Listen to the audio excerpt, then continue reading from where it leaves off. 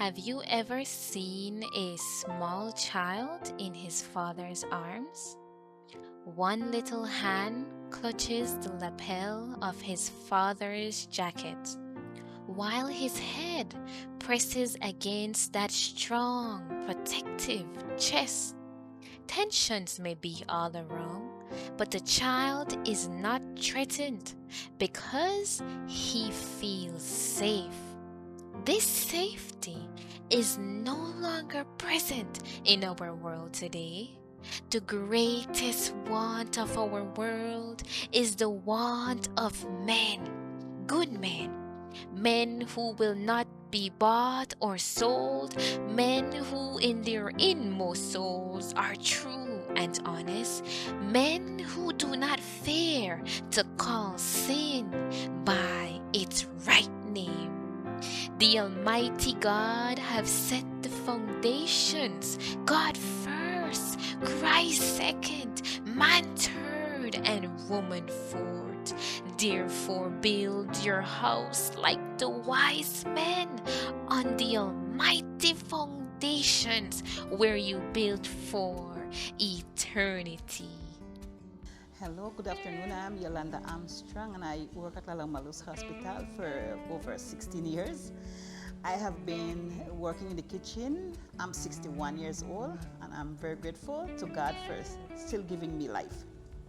My spiritual relationship with God, I consider it like close because I spend a lot of time talking to God, telling Him how I feel, and I have learned that in the years that I have passed, God was right by my side many, many times. And even before I was a Seventh-day Adventist, I felt the Spirit because I was like, Lord, I had so much dreams. I had some dream that it was like really moving. I could remember one time I dreamt that I was in this big stadium and a lot of people, the place was so packed. And I saw the sky get really dark and then it get bright and then a lot of colors. I could remember that in my dream, and I remember looking up, and when I look up in the sky I only see a big banner and it marked judgment is here. I could remember spending a lot of time trying to find God, trying to find who He was. The God of who I didn't know was a God of miracle. Just last year, September the 4th, I could never forget that date. I remember coming to work and I was like, I felt a little different in my body, but I wasn't like really worried what this was.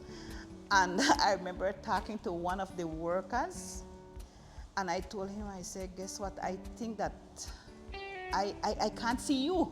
I was telling him, and he started laughing after me and said, remember this? And he told me stories from the Bible and I was like, this is not funny. I am really sick. I need help.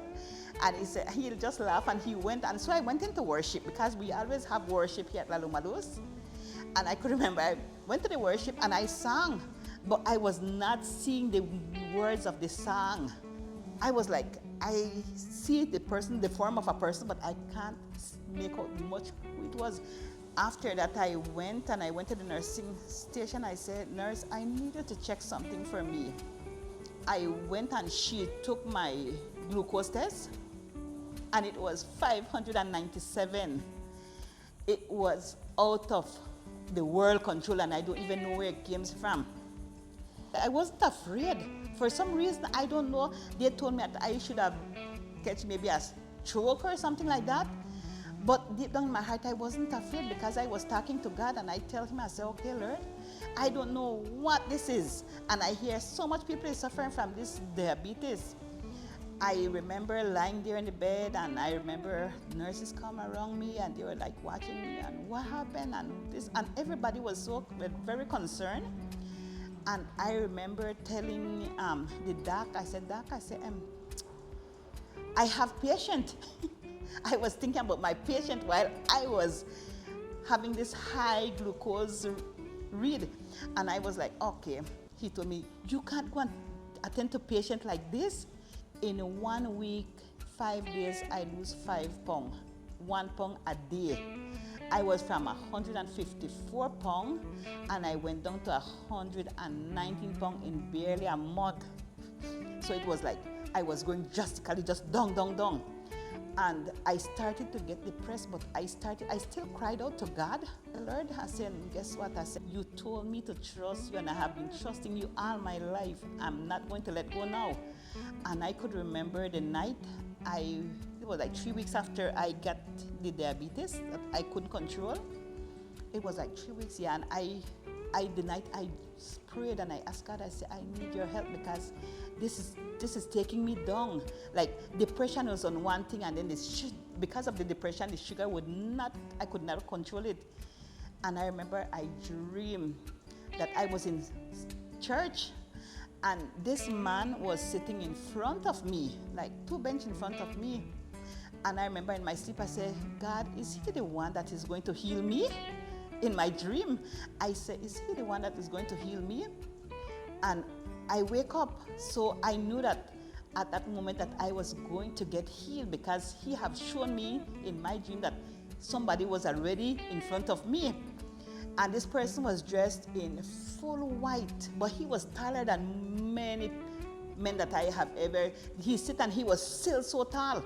So I watched him, but I couldn't see who he looked like because his back was turned to me, but he was in full white and his hair was white and long. And I said, Lord, in my dream I was asking him if that was him that came to tell me that I was going to get healed.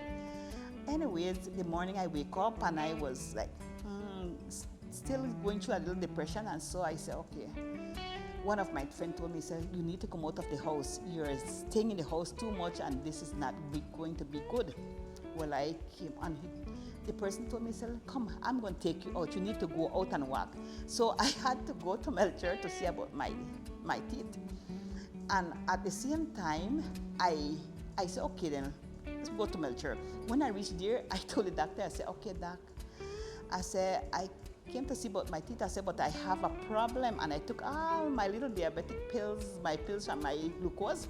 And I took it and I said, Doc, I have a problem. I said, I don't know if you could give me anything, I said, to take care of myself because I'm right now suffering with diabetes and I cannot control it.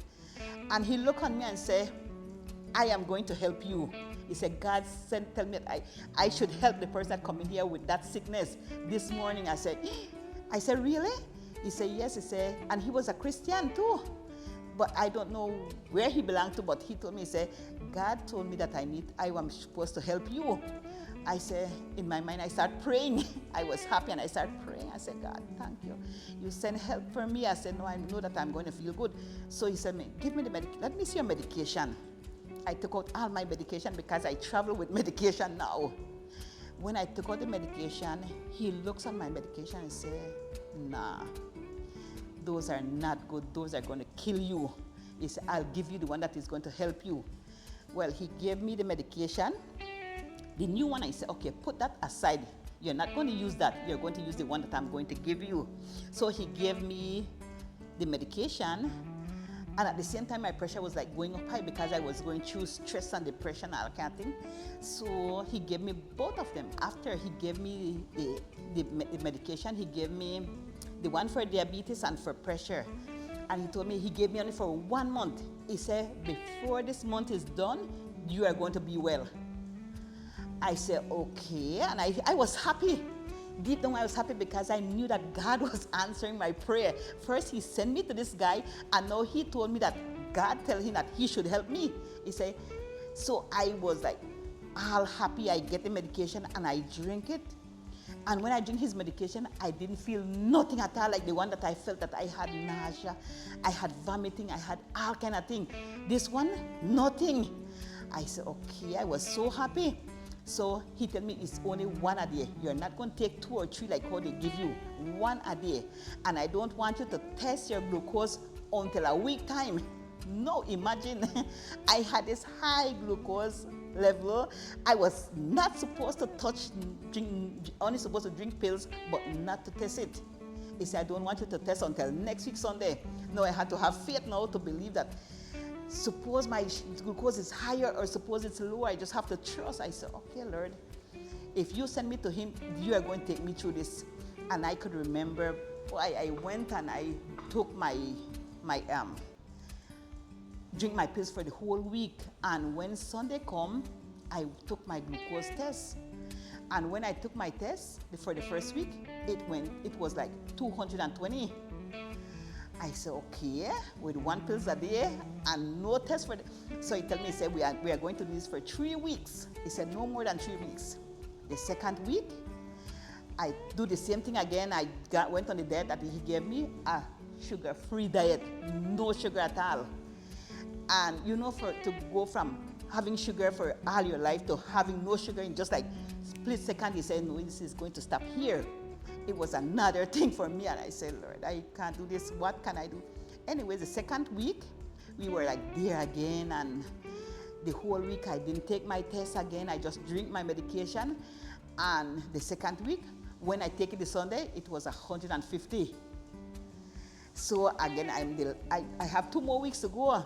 So the third week now, I was doing the same thing that he gave me, my diet, and I was not taking no tests, and I was there. And the third week when I went and I take my tests are 120.